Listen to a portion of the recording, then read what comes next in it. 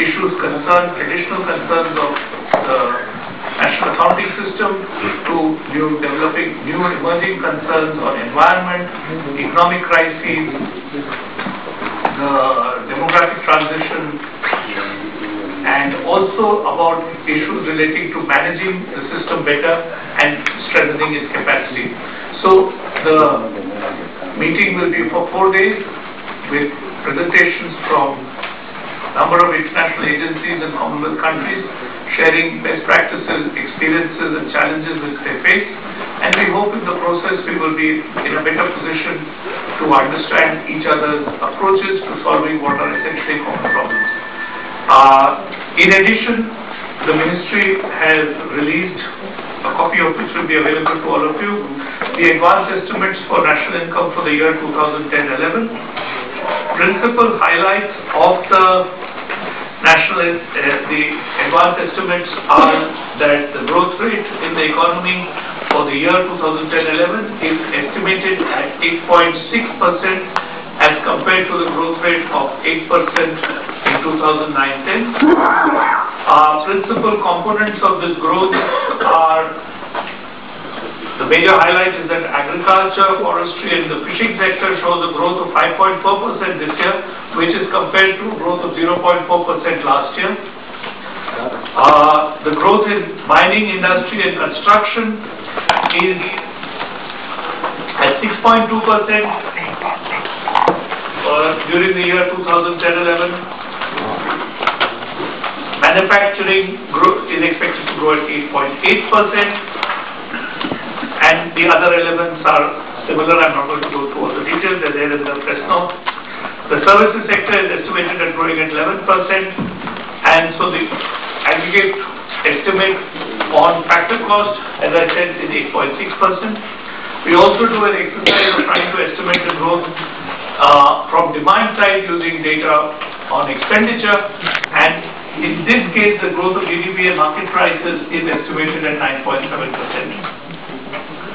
The growth in private final consumption is estimated to grow at 8.2%, and growth fixed capital formation is estimated to grow at 8.4%. These are principal elements of the advanced estimates. I'll be happy to take questions if there are any. I also want to briefly inform all of you present about something which was announced by the Minister in his speech in the Commonwealth Conference, and has also been a commitment of the government earlier before Parliament as well as before as our mandated targets for the year, that we will be releasing a new series of consumer price index numbers for all India as well given by rural and urban separately.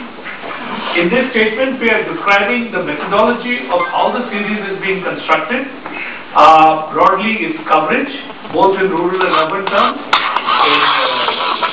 in the number of villages and towns being covered, also the manner in which the series is going to be constructed.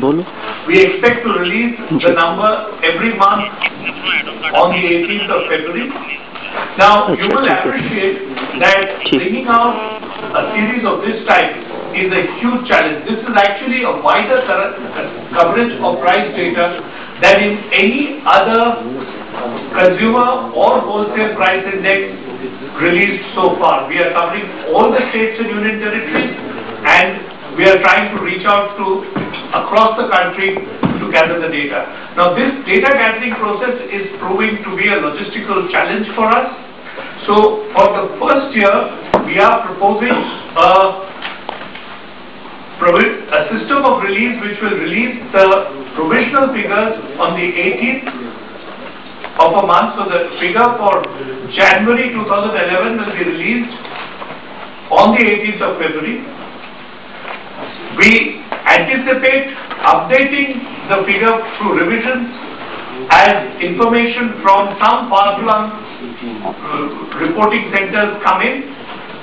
We have provided for 2 revisions in 2 subsequent months. So the final figure for January will be possible only by April, 18th April. We don't expect a great deal of information.